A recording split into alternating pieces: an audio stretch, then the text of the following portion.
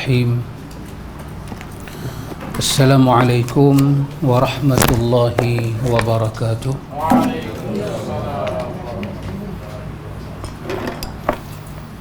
Alhamdulillah. Allahumma ati nafsi taqwaha wa zakkiha. Anta khairu man zakkaha, anta waliyuha wa maulaha. Amma ba'du. Ikhwatul iman, ikhwatu fiddin, a'azakumullah wa uhibbukum fillah. Alhamdulillah, summa alhamdulillah. Alhamdulillah ikhwan, dengan limpah kurnia daripada Al-Aziz, Al-Ghafur, As-Sabur, As-Syakur, kita dapat menyambung majlis ta'lim. Kita berhenti, kita sambung malam ni pada muka surat 594 ke tajuk ke-78. Ahlus Sunnah menyuruh kaum muslimin untuk sabar ketika menghadapi ujian atau cobaan, bersyukur ketika mendapat kesenangan, serta redha terhadap pahitnya qada dan qadar. Ini adalah ajaran daripada mazhab Ahlus Sunnah wal Jamaah. Pertama sekali ikhwan, bila kita sebut ini ajaran Ahlus Sunnah, kita memasukkan ke semua orang Islam dalam Ahlus Sunnah. Jangan ada seorang pun kita keluarkan dia. Dia nak mengambil akidah apa, nanti sat dulu. Dia nak ambil Asy'ariyah ke, Maturidiyah ke, dia nak ambil akidah-akidah apa, itu kita tak nombor dua sat. Nombor satu, bila kita sebut Ahlus Sunnah, kita masukkan semua dulu. Kenapa? Kerana kita melihat kepada sumber rojokan dia dan kita dulu. Cara bagaimana dia merojok, itu kita tengok nombor dua. Nombor satunya, kita kata rojokan kita adalah Al-Quran dan As-Sunnah. Dia pun kata rojokan dia adalah Quran dan Sunnah. Maka kita masukkan dia dalam Ahlus Sunnah. Nanti ada cara dia merojok, ada cara kita merojok. Yang tu kita bahas yang lain. Kerana ini adalah tajuk yang begitu umum, begitu besar, begitu luas, maka kita kata Ahlus Sunnah. Semua di dalam mazhab akidah yang merojok kepada Quran dan Sunnah, mereka adalah Ahlus Sunnah. Maka ajaran daripada Quran dan Sunnah itu mengajak orang Islam bersabar di atas ujian, bersyukur ketika mendapat kesenangan, dan redha terhadap pahitnya qada dan qadar ilahi. Sebagaimana disebutkan, Allah Ta'ala berfirman, Ya ayyuhalladzina amanu isbiru wasabiru warabitu wattaqullaha la'allakum tuflihun. Sadaqallahul azim. Allah katakan, wahai orang-orang yang beriman, bersabarlah kamu dan kuatkanlah kesabaranmu, dan tetaplah bersiap siaga di perbatasan negerimu, dan bertakwalah kepada Allah supaya kamu beruntung. Ini di antara ayat yang istimewa ikhwan, kerana Allah mengulang tentang kesabaran sampai 3 kali. Satu, Allah kata isbiru, sabar. Kedua, Allah kata sabiru, sabar. Ketiga, Allah kata rabitu, sabar. Allah kata sabar, tambah kesabaran, dan kukuhkan kesabaran itu. Kemudian Allah Ta'ala kata wattaqullah. Itu tak payah saya terjemahkan, kita telah tahu makna dia kan. Baik, di sini Allah Ta'ala menggabungkan sabar dengan takwa dalam satu ayat. Seolah-olah sabar itu macam tidak berfungsi, tidak dapat memberi hasil yang begitu banyak kalau tidak ada takwa Allah. Dan juga seolah-olah kita faham, satu orang itu kalau dia bertakwa pada Allah tapi dia tak sabar, maka takwa dia seperti mana tidak digilau. Kerana di ujung itu, apakah keuntungan kita dapat hasil daripada gabungan sabar dan takwa? Iaitu Tuhan kata la'allakum tuflihun, la'allakum tuflihun. Terjemahan dalam buku kita, supaya kamu beruntung. Tuflihun boleh jadi makna beruntung, tuflihun boleh jadi makna bahagia jiwa, damai, tenteram, pun makna dia itu juga, falah juga. Jadi wahai orang-orang yang beriman, jadi untuk sabar itu bukan motivasi tetapi iman. Untuk kenal sabar, hakikat sabar, untuk dapat makna sabar, dia start dengan wahai orang-orang yang beriman, wahai orang yang percaya pada Allah dan Rasul, yang kuliah Ustaz Nam buat itu.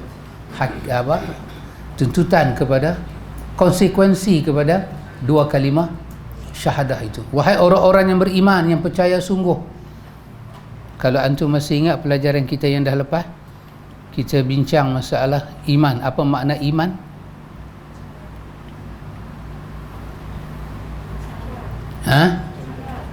Iman, percaya. Kita iman tu bahasa Arab kan. Baik. Saya beriman adanya hantu, saya beriman adanya Tuhan. Apa beza dia? Bermakna saya percaya adanya hantu, saya percaya adanya Tuhan. Hantu ada, Tuhan ada, Tuhan ada. Tapi apa yang membezakan iman pada hantu dan iman pada Tuhan? Ingat tak pelajaran yang dah berlalu? Masa musim Covid ni lagi lah. Saya ingat hari Selasa atau hari Khamis pelajaran itu. Iman bermakna tasdiq, suatu pembenaran jiwa. Kalau kita tak beriman, sifat bersalah tu datang. Saya beriman dengan hantu, terjemahan Melayu, saya percaya adanya hantu. Jadi kalau saya tak percaya hantu tu ada, saya tak rasa bersalah. Maka itulah iman yang tidak sempurna. Itu bukan iman yang betul. Itu bukan iman dikehendaki. Saya beriman pada Allah, saya percaya dengan Allah. Artinya bila percaya pada Allah tu tak ada, dia pupus, dia lebur, dia kendor, maka saya akan rasa bersalah, guilty conscious. Betul tak Cik? Alhamdulillah. Boleh tak betul? Itu beza dia Pak Cik. At-tasdiq bil qalbi, pembenaran dalam jiwa. Yang pembenaran dalam jiwa itu dia membawa sifat bersalah diri kalau tidak membenarkan. Kita percaya ada hantu, tapi ada masa kita tak percaya dia, kita tak rasa bersalah. Dan sememangnya patut rasa tidak bersalah. Tapi dengan Tuhan tak boleh. Maka Allah kata, wahai orang-orang yang ada iman, ada tasdik dalam hati dengan Allah dan Rasul, dengan rukun iman, maka sabarlah kamu. Sebab ujian-ujian sabar itu daripada Tuhan yang kamu iman itu. Macam mana kamu nak sabar? Kamu ikut Rasul yang diutuskan. Allah kata setelah kamu kenal sabar, kamu belajar sabar, kamu tahu fadilat sabar, Allah kata sabiru. Allah kata gandakan kesabaran. Artinya sabar ni bukan selapis ya. Warabitu. Rabitu. Kata Al-Hafiz Imam Ibn Kathir, wa amma rabitah, yang dimaksud dekat dengan rabitu al-mudawamatu fil makanil ibadah was-sabati, iaitu ketetapan kita, stand kita, makanul ibadah, di tempat ibadat, dan apa itu, kita mudawamah, kita kekalkan diri kita duduk di situ, di tempat beribadat, dan sabat, kita pastikan kita punya stand di situ tidak berubah. Itulah maksud dia rabitu. Orang beriman sabar, gandakan kesabaran, jangan lari dah duduk tang situ. Apa jadi pun dengan ujian Tuhan bagi, berimanlah ke Tuhan situ. Kerana di situ ada wabasyiris sabirin, ada khabar gembira. Allah kata wattaqullah. Lagi sekali Allah ulang, bertakwalah kepada Allah. Dengan makna apa takwa? Dalam Allah diuji itu, teruskan lagi apa dia, perjalanan hidup mukmin, mentaati perintah Allah, mengharapkan ganjarannya, menjauhi larangannya kerana takut pada balasan iqabnya. Kemudian kata Allah, la'allakum tuflihun, kamu akan dapat apa? Untung. Untung dunia apa dia Abang Syarif? Untung dunia Dalam dunia ni, kalau kita ada rumah kecil tapi hati kita bahagia pun kita rasa beruntung.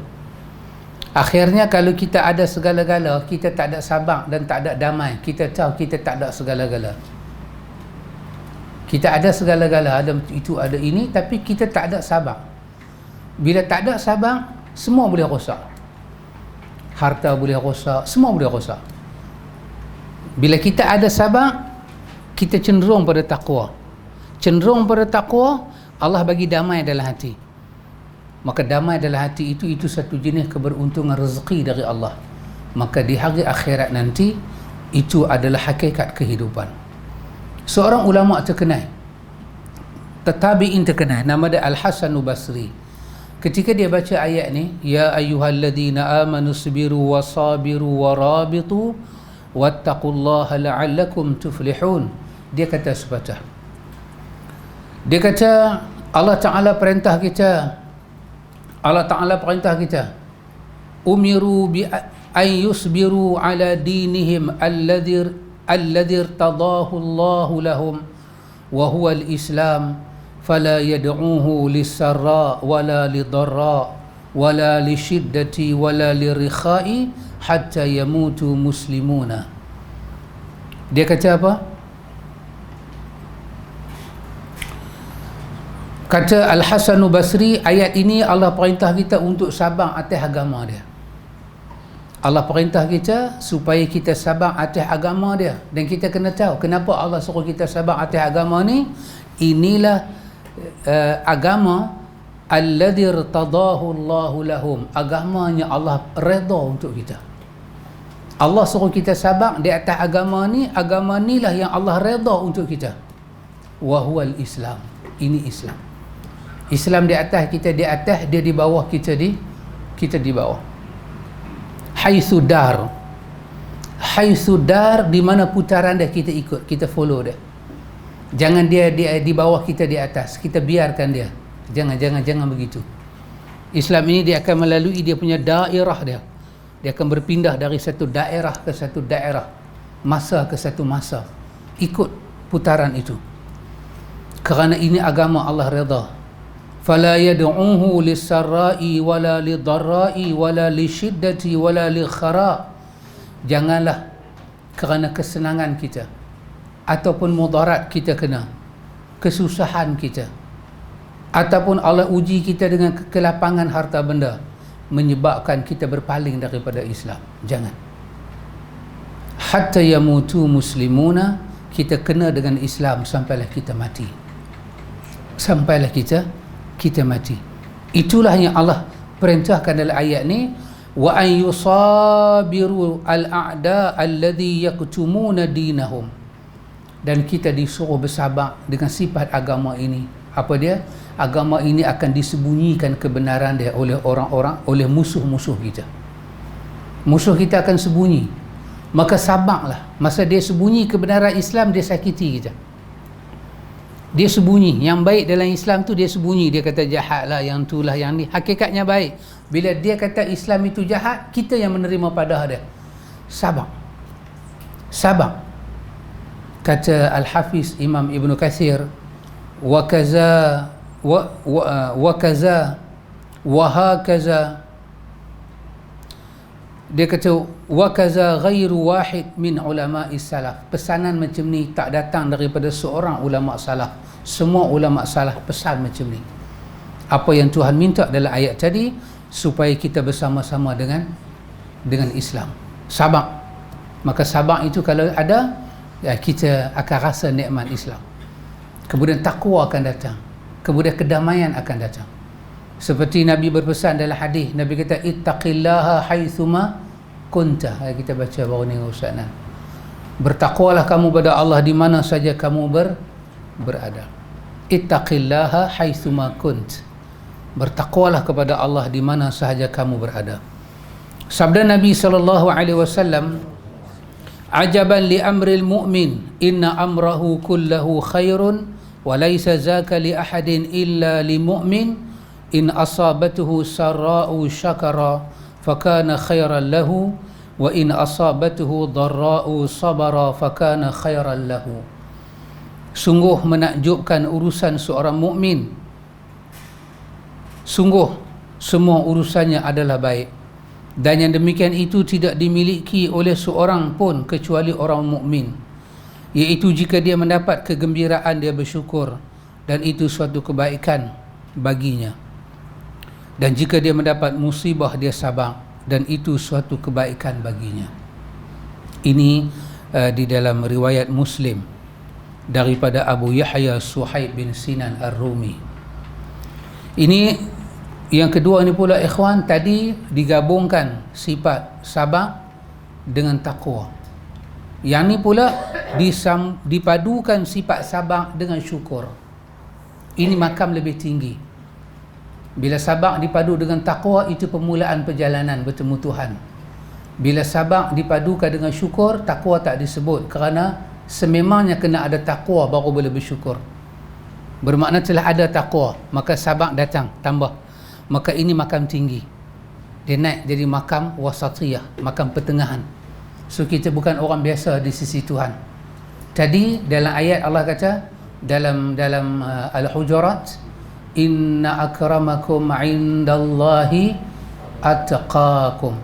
Sungguh di sisi Allah yang paling mulia ialah orang yang takwa. Dia punya sirah dia inna akrama, sesungguhnya yang paling mulia. Lepas tu campur dengan kum tu balik ke kita. Kamu ni semua hamba-hamba Allah, tahu tak siapa dia paling mulia? Paling mulia. Maka Allah tak bagi tahu bangsa dia, warna kulit dia, bahasa dia, negeri dia, pendidikan dia, tak. Allah kata yang paling mulia dekat aku. Semuanya membawa kita pada kemuliaan, tetapi kemuliaan itu sampai tak sampai pada Tuhan. Ilmu bawa pada kemuliaan, tapi sampai dah ilmu tu ke Tuhan. Tuhan kata yang ni inna akramakum, paling mulia. Bermakna atas orang ni tak ada orang lebih mulia, dia paling mulia. Siapa dia? Attaqakum, yang bertakwa kepada Allah, yang paling bertakwa. Attaqakum, yang paling bertakwa. Artinya dalam takwa itu ada lapisan dia. Kita struggle untuk mencapai makna takwa.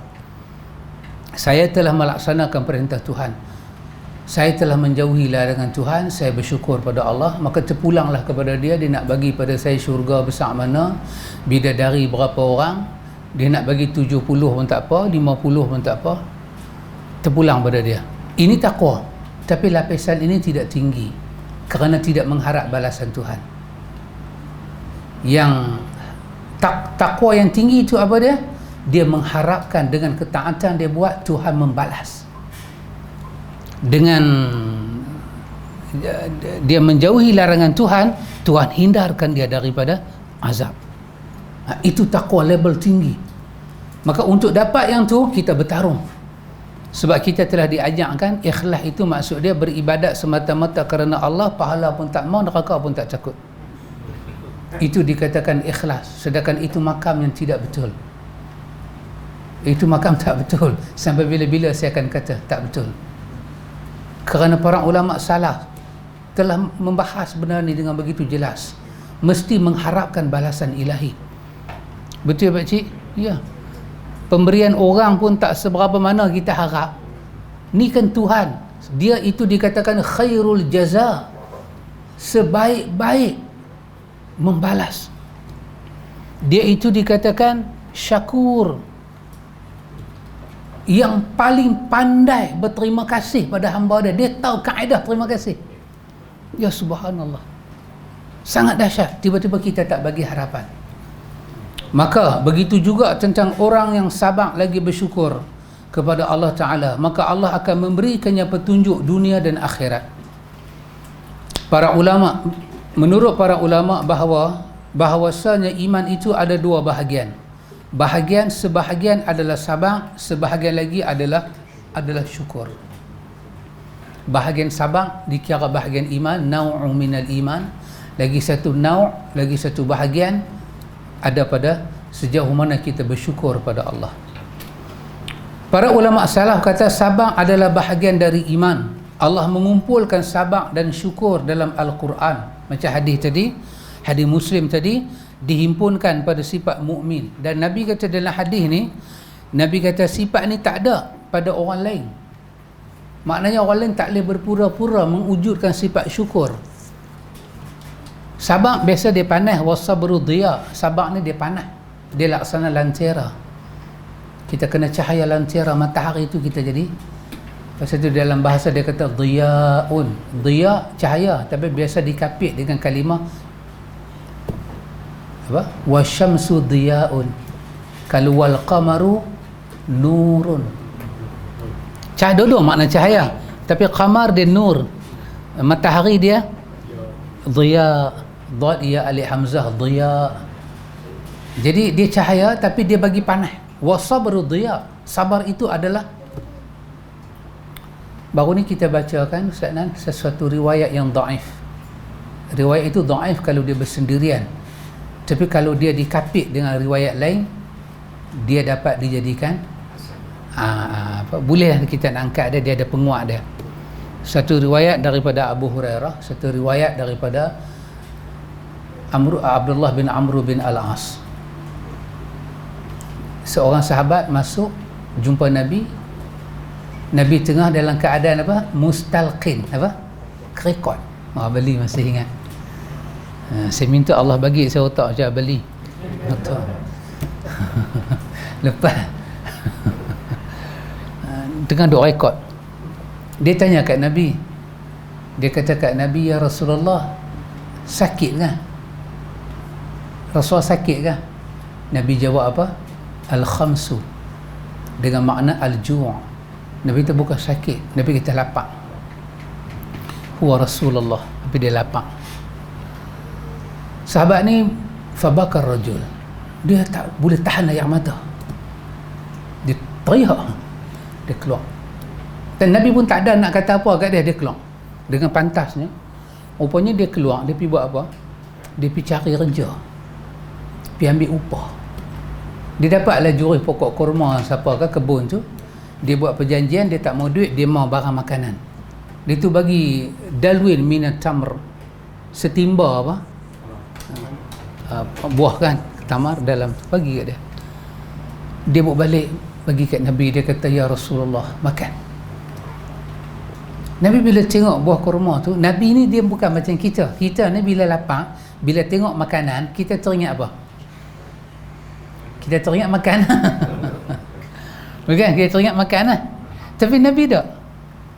Huwa Rasulullah, jiwa dia dibersihkan oleh Tuhan untuk jadi uswatun hasanah. Ni bukan senang. Lepas itu orang yang tak ikut Nabi ni adalah orang yang selalu bodoh, selalu ditipu oleh akal, emosi, ilusi dia. Terlalu banyak kalamun nas, perkataan-perkataan manusia yang menghalang dia ikut Rasulullah. Dia bukan manusia biasa. Muhammad bashar, tapi laisa kal bashar. Dia manusia biasa, tapi dia bukan macam manusia biasa-biasa. Bila Nabi tengok buah tu, Nabi tanya kat dia sepatah. Dia kata, Nabi kata kat dia, lima fa'alta haza illa wa anta tuhibbani. Nabi kata, pasal apa hang buat benda ni? Hang tengok aku, hang tanya aku sakit, aku habaq lapar, hang teriak, hang keluar, hang ambil upah, hang letak kat aku makanan ni. Adakah hang buat ni semata-mata kerana hang sayang kat aku? Dia kata, wallahi inilah uhibbuka ya Rasulullah. Demi Allah saya sayang kat Rasulullah. Nabi kata, Nabi kata hati-hati. Nabi kata, fa wallahi. Nabi kata, demi Allah, orang yang sayang pada aku ni, Nabi kata, ujian cepat mai pada dia. Lebih daripada ayat bukit di atas bukit terjun ke bawah. Ayat bukit di atas tu kepantasan dia, boom. Kita tak lengkira kan, tu boom. Laju tu, Nabi kata, orang yang sayang kat aku, cepat Tuhan nak uji dia. Kerana bila kita kata sayang pada benda lain, Tuhan ni, ini bukan dia punya contoh, tapi saya guna bahasa saya. Kita kata sayang kat anak, sayang kat tu, Tuhan macam tak ambil kisah. Kerana benda tu Tuhan tak sayang sangat dalam dunia ni. Tapi bila kata sayang Muhammad, Tuhan ambil perhatian, kerana Tuhan sayang sangat dengan Muhammad. Kenapa? Kerana sampai Tuhan kata dalam ayat dia, dalam kalam dia yang suci, siapa yang nak membukti cinta dia pada aku, dia kena ikut Muhammad. So bila orang tu kata sayang pada Muhammad, automatik dia cinta pada Allah, dia ada hubungan dengan Allah. Berlakulah ibtila, ujian daripada Allah. Maka apa yang kita kena buat ikhwan, kita disuruh sabar. Sifat sabar mai dulu, baru sifat syukur. Sabar kalau tak kapit dengan syukur, dia hilang nilai. Sebab sabar bukan mesti makna redha. Kerana sabar ni juga bermakna tak boleh bertindak. Tak nak buat macam mana kan? Bahasa orang Melayu kata apa pakcik? Dia derian, kita timun. Jadi kita golek ke dia, kita kena, dia mai ke kita, lagilah kita. Jadi apa kita nak buat? Sabar je lah dia. Tak boleh nak buat apa. Tapi kalau dalam sabar, dia campur sifat syukur, memuji Tuhan, tidak menyalahkan Tuhan, terima takdir dan tahu kata Allah itu alaihissallahu bi ahkamil hakimin. Allah kata, bukankah Allah ini sebaik-baik hakim, pemutus dalam hidup kamu. Baik. Lepas itu hubungan kita dengan Tuhan kena jelas ikhwan. Wa ufawwidu amri ila Allah. Para nabi semua sebut ini, Allah cerita dalam Quran. Wa ufawwidu amri ila Allah. Kami sandarkan urusan kami pada Allah. Kena pukul darah meleleh. Saya tak fikirlah para nabi itu, mereka itu penakut macam saya penakut. Mereka berani. Betul Abang Syarif? Cukup berani. Tapi tindakan umat pada mereka tak lawan. Bukan pasal mereka tak reti nak lawan. Pasal wa ufawwidu amri ila Allah. Aku serah balas balik ke mereka tu kat Tuhan. Dan Tuhan punya twist tu ikhwan, ya subhanallah, kita akan sujud syukur. Cara Tuhan twist. Kata Ummu Salamah, sedihnya aku bila Abi Salamah mati, aku hilang segala-gala. Rasulullah mai tengok mayat suami aku, dia tutup mata suami aku. Dia kata, kenapa suami aku masa mati tengok mata terbuka kan? Nabi kata, pasal mata tengok, roh keluar. Lepas tu Nabi kata, keliling ni duk ada malaikat, doalah yang baik-baik. Nabi doa kepada suami aku. Lepas itu Nabi ajak aku dua benda. Satu, Nabi kata bila ada musibah macam ni, baca inna lillahi wa inna ilaihi raji'un. Kalimah ni dipanggil dengan nama apa?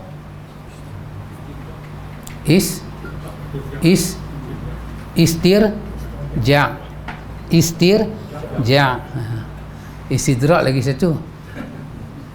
Istirja. Bermakna, maksud apa? Mengembalikan urusan kita pada Allah. Yang kedua, Nabi ajak doa pada dia, pendek. Dan kita semua hafal alhamdulillah. Macam mana bunyi doa dia? Allahumma ajurni fi musibati wa akhlif li khairan minha. Ya Allah, berilah makjurkan aku Tuhan, berilah kepada aku ganjaran, jangan sia-siakan ganjaran dari sisi Engkau pahala di atas musibah, kesakitan, dugaan besarnya aku alami ini, dan tolong ganti dengan lebih baik. Suami dia mati, urus semua, pergi tanam, dia lalu edah dia 4 bulan 10 hari, perit hidup. Suami tak ada. Masa tu bukan ada pencen apa Syarif? Ada pencen apa man? Tak ada. Maknanya hidup macam mana? Mengadu pada Rasulullah sakit, ialah mengadu. Kalau ada benda Nabi boleh bagi, Nabi bagi. Tak ada. Tak ada. Lalu hidup. Tapi kerana ini Nabi ajak, Allah pusing sikit. Pasal itu dalam surah Ibrahim Allah katakan, wala tahsabannallaha ghafilan amma yaf'alu zalimun. Jangan kamu sangka Tuhan tak buat apa bila tengok orang buat zalim kat kamu. Jangan salah. Tuhan duk tengok. Kenapa? Tuhan jaga semua makhluk macam dia jaga satu makhluk. Tak susah. Tuhan jaga semua hati macam dia jaga satu hati, dan satu hati tu berada di mana? Di antara dua jari dia. Benda orang putih kata apa?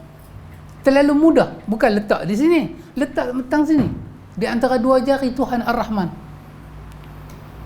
Tuhan Jari Tuhan bukan macam jari kita. Maha suci Tuhan sama dengan makhluk dia. Senang, maknanya senang sangatlah Tuhan nak belek apa dia ni mau, apa dia ni tak mau. 4 bulan 10 hari untuk satu wanita yang duduk dalam dunia Arab, yang dunia Arab itu belum dibangunkan dengan betul lagi. Muhammad masih lagi proses membangun, tarbiyah, membina. Perik dia, anak ada, nak makan, nak minum, nak duduk tak mana, duduk fikir, nak sabung hidup macam mana. Cukup 4 bulan 10 hari berlalu, dia yakin apa yang dia minta ke Tuhan di atas lisan Muhammad, mesti Tuhan bagi. Habis-habis edah, rombongan masuk, datang, bagi tahu kata Rasulullah meminang dia. Apa dia kata? Aku sangka tak dapat dah yang lebih baik lelaki macam Abu Salamah. Tengok-tengok aku dapat betul-betul macam doa Nabi ajak. Wa akhlif li khairan minha, Allah bagi lebih baik daripada Abu Salamah. Siapa dia? Huwa Rasulullah. Tuhan nak twist hidup kita ni ikhwan, terlalu senang. Terlalu senang. Daripada orang susah, Tuhan nak angkat jadi senang, terlalu mudah. Yang susah tu kat kita. Mereka tak jadi, buat tu tak jadi. Pelaris ni semua pakai, tak lari-lari. Apa tak pakai? Dia cucuk tang sini, dia cucuk tang sini. Semua tempat dia cucuk, tak ada tempat dia tak cucuk. Tapi duduk situlah, tak jadi. Tapi mai hari Tuhan nak, berapa banyak orang miskin jadi kaya-kaya. Saya ingat lagi Pakcik Busu, Allahumma ghafir lahu warhamhu, qadasallahu ruhahu. Pakcik Busu, dia tunjuk kat saya di market Jalan Unta, satu market di Jalan Unta, dekat apa itu, Pakcik Busu duduk mana? Taiping. Jalan Unta tu ada market. Dulu market tu tak terkenal, tapi bila mereka ni orang miskin, dia tanah dapat duit, mereka masuk Pak Mantelo. Pak Mantelo Husin Pak Mantelo. Mereka masuk Pak Mantelo, menang, bagi berapa ratus ke dapat berapa ribu. Pergi ke market tu, masa tu udang besar, orang miskin tak boleh, bukan kata tak boleh makan, tak boleh tengok. Nak kata haram tu dak lah, tapi makruh lah tengok orang miskin tengok udang ni. Tapi bila masuk Pak Mantelo, menang. Pak Mantelo duk bagi balik sebelum Pak Mantelo cabut. Pergi market tu, Pakcik Busu kata, ambil duit 100, gulung-gulung, tak tunjuk dengan jari, tunjuk dengan duit 100. Udang ni. Okay, kalau Cina tanya berapa kilo, dia boleh pergi sepak. Hang bubuh je udang dalam plastik. Hang habak 10 kilo pun tahu bagi. Cucuh duit dengan cucuh rokok dengan duit RM1. Dahsyat. Sekali saya ingat di Kuala Lumpur masa kerajaan ambil tanah, depa buat KLIA hak mula tu. Habis tanah-tanah orang Melayu depa ambil. Depa jadi orang kaya baru ni. Boom, naik macam tu. Macam buat kuih bubur serbuk penat tu. Boom, dia naik. Dahsyat sungguh. Kira korek hidung tak pakai jari kotak, pakai duit. Lepas tu dah duit tu kena tik hidung, nak bola beg duit, tak ada, buang. Lagu tu. Ini bukan action, siru. Ini nama dia siru. Miskin Allah bagi naik senang. Yang senang Allah nak bagi jatuh terlalu senang. Maka kerana itu syukur, iman, jangan putuskan hubungan dengan Tuhan, percayalah, gantunglah hati pada Tuhan. Kerana itu Allah Ta'ala berfirman, inna fi zalika laayatin likulli sabarin syakur. Sesungguhnya pada demikian itu terdapat tanda-tanda kekuasaannya bagi setiap orang yang banyak bersabar dan banyak bersyukur. Ya, tengoklah orang yang bersyukur, dia sandingkan sifat syukur dengan sabar. Allah kata hang boleh tengok banyak pemberian Tuhan kat dia. Tapi susah. Kita sakit, kita nak sabar dan nak syukur. Lepas tu nak teruskan takwa. Tadi sabar dengan takwa, sabar dengan syukur. Maknanya 3 lah. Sabar, takwa, syukur. Iman dibangun atas 2 rukun, iaitu yakin dan sabar. 2 rukun ini Allah sebut dalam firman-Nya, waja'alna minhum a'immatan yahduna bi amrina lamma sabaru wa kanu bi ayatina yuqinun. Dan kami jadikan di antara mereka itu pemimpin-pemimpin yang memberi petunjuk dengan perintah kami ketika mereka sabar, dan adalah mereka meyakini ayat-ayat kami. Tengok ikhwan, dalam ayat ni Allah, dengan keyakinan seseorang akan tahu hakikat perintah dan larangan, ganjaran dan siksaan, dan dengan kesabaran dia bisa melaksanakan perintahnya dan menahan diri daripada apa yang dilarang. Dalam ayat ni ikhwan, Allah cerita bagaimana seorang pemimpin itu mendapat petunjuk dengan sifat lamma sabaru, satu. Yang kedua, wa kanu bi ayatina, hal keadaan mereka dengan ayat-ayat kami yuqinun, mereka yakin, terima. Hati itu tak pergi ke arah lain dah. Jadi ikhwan, di sini ada sifat sabar, ada sifat takwa, ada sifat syukur, dan ada sifat yakin.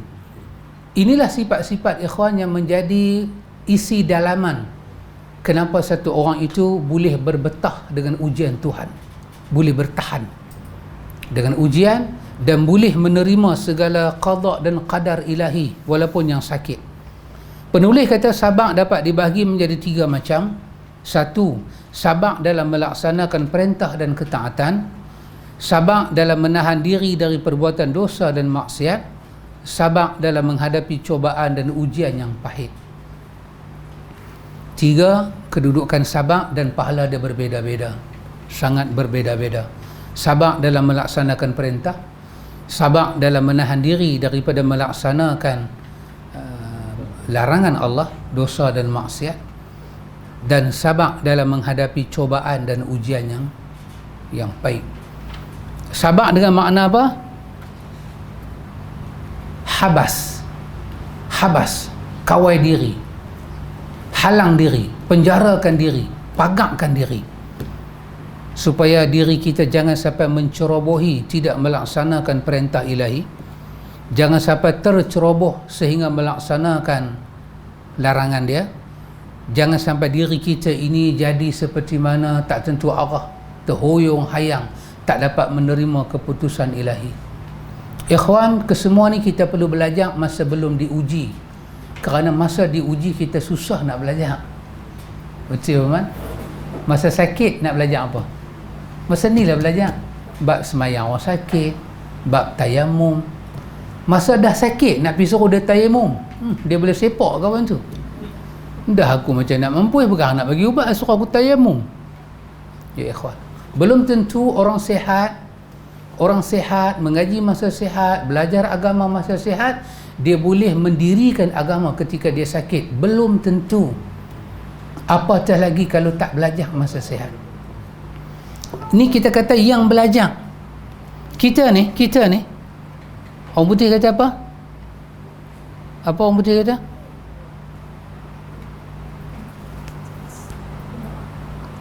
Tak, dia ada kata kita apa, macam maksud dia lebih kurang macam tengok ke diri kita. Apa sih look see apa? Dulu ada looking good, senanglah tengok. Bila tak ada. Dia kata look, tengok diri kita ni. Kita duduk depan cermin kan? Kita nampak diri kita kan? Ya. Aku belajar agama, aku mengaji Quran, aku mengaji sunnah, aku mengaji tafsir, mengaji akidah, mengaji hadis, mengaji sirah. Allahumma kama hasanta khalqi fahassin khuluqi. Tuhan, kalau kesemua ni jalan ke syurga, tolonglah Tuhan. Ni aku belajar ni, aku tahu banyak dah. Bagilah aku sampai kat situ Tuhan. Kerana bila kita diuji, kita lain sebelum tak diuji. Lah ni kita teringat nak tahajud. Kita teringat puasa ini Khamis. Besok kita sakit, kita tak boleh tidur malam. Orang sebelah kita kata pada kita, inilah time nak sembahyang tahajud. Dia boleh maki tok kita dengan bapak kita. Kepala bapak dia kata. Aku nak berdiri pun tak boleh. Aku nak sembahyang isyak pun menyengit. Suruh aku buat tahajud, hampir tidur lah. Tapi masa sihat dulu, dia mengaji buat tahajud. Bila dia main sakit, emosi kita lain. Kita ni sahabat Roy, young man, so young, satu uban pun tak ada atas kepala. Saya kalau buka kepiah semua putih. Itu saya bawa inai, semua putih. Esok kita tua, kita belum tentu macam kita muda, emosi kita. Lah ni kita tak berapa agree dengan orang tua-tua punya hal. Ada orang tua-tua lagi lebih kurang dalam maybe 30 meter. Kurang lagi lah 10 meter nak sampai toilet, dia dah selak nampak bongkok. Di rumah lah, cerita di rumah. Sebelum sampai dia selak dah tampak bongkok, pak. Dia dah angkat dah. Angkat jadi mini skirt semua. Bini duduk kata, hang oi mengaji sunnah tapi perangai tak senonoh lah. Aku tak tahan. Yalah tak tahan pun, tunggulah pergi sampai sana, nak buang apa, buang lah. Hang tahu apa. Dia. Tapi dulu masa dia muda, dia sangat disiplin. Dia pergi tandas, dia pakai kasut, dia pakai kepiah. Kadang-kadang di rumah dia tak pakai serban, pergi tandas dia pakai serban. Dia orang yang bagus. Tapi bila dia mengalami umur, dia berubah. Dulu masa dia muda, dia makan sangat disiplin. Selai satu biji nasi tak jatuh atas lantai. Bila dia tua, dia makan nasi, ayam duk heran. Dia ayam ke aku ayam? Habis. Tak duk lampingan semua keluar. Dia akan jadi apa? Perubahan emosi. So ketika itu, itulah hakikat kita dengan situasi dan kondisi. Maka kita belajar bab-bab ni sekarang untuk masa depan kita. So kita tua, kita berpasangan sekarang, kita tak tahu besok lagi 2 tahun siapa nak sakit dulu, siapa nak sakit kemudian. Kan sakit ni macam mana? Boleh bangkit ke tak boleh bangkit? Ada orang Allah uji sampai nak pergi ke tandas pun harap bantuan orang.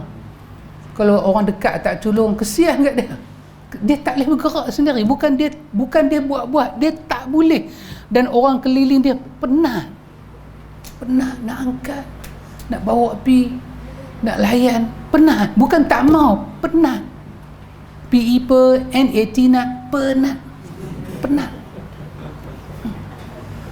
Salah kan? Masa tu macam mana? Jadi kita belajarlah bab sabar, ganjaran sabar, supaya masa kita jumpa benda ni, kita boleh amal.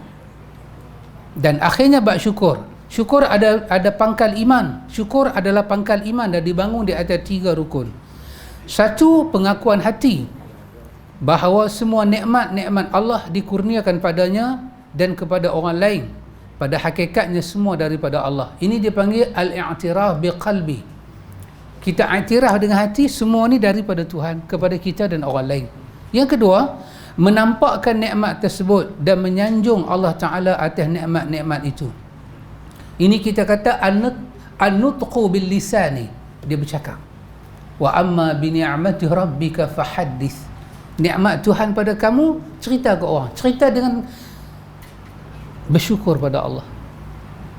Kenapa? Alhamdulillah saya dapat itu, alhamdulillah. Dan ketiga, menggunakan nikmat itu untuk taat kepada Allah, beribadat dengan benar hanya kepadanya. Ini 3 rukun. Dan menyalurkan nikmat itu ke jalan yang betul. Macam istikhdam hadhihi ni'mah li ta'atihi. Kita menyalurkan nikmat itu kepada taat Allah dan kepada ibadah pada Allah sahaja. Bagi balik. Sabar dan syukur merupakan faktor penyebab bagi pelakunya untuk dapat mengambil manfaat dari ayat-ayat Allah. Hal ini kerana iman dibangun di atas sabar dan syukur. Sesungguhnya pangkal syukur adalah tauhid dan pangkal sabar adalah meninggalkan hawa nafsu. This is the point. Cakap pukul 9 baru jumpa point. Kan dia tanya, ini sebatang kayu yang telah diraut elok-elok. Yang mana ujung, yang mana pangkal. Sahabat Roy tahu yang mana ujung, yang mana pangkal? Ha? Tak ingat? Okay. Abang Syarif ingat kan? Ha? Dia kata senang saja. Ambil letak dalam ayat. Kalau ahli nujum mau tahu, yang timbul itulah pangkal, yang tenggelam itulah ya.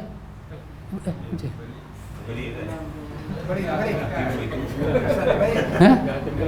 Yang tenggelam tu pangkal. Yang ujung tu yang timbul. Pasal?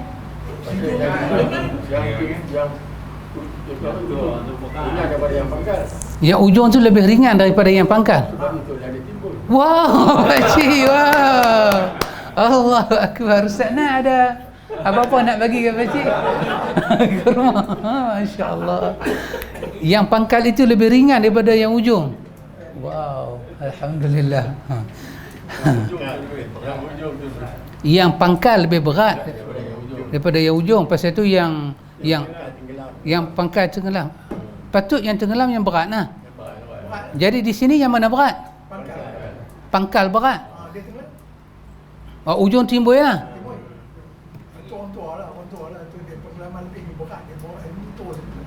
Oh, orang tua. Alhamdulillah. Orang tua. Alhamdulillah. Wei. Betul Ustaz Nan?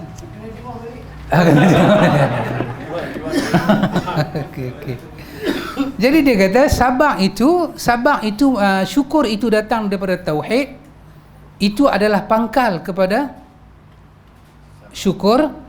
Tauhid adalah pangkal kepada syukur, dan sabar, pangkal sabar adalah meninggalkan hawa nafsu. Kita belajar, kita angkat tangan, kita kata, ya Allah, apa yang kami belajar ni, sifat sabar, sifat taqwa, sifat syukur, sifat yakin, semua ini kau berilah pada kami ya Allah. Allahumma amin. InsyaAllah lepas ni kita masuk tajuk yang baik. Ahlus Sunnah wal Jamaah mengajak manusia kepada akhlak yang mulia dan amal-amal yang baik, serta melarang dari akhlak yang buruk. Wallahu ta'ala a'lam. Subhanakallahumma wa bihamdika asyhadu an la ilaha illa anta astaghfiruka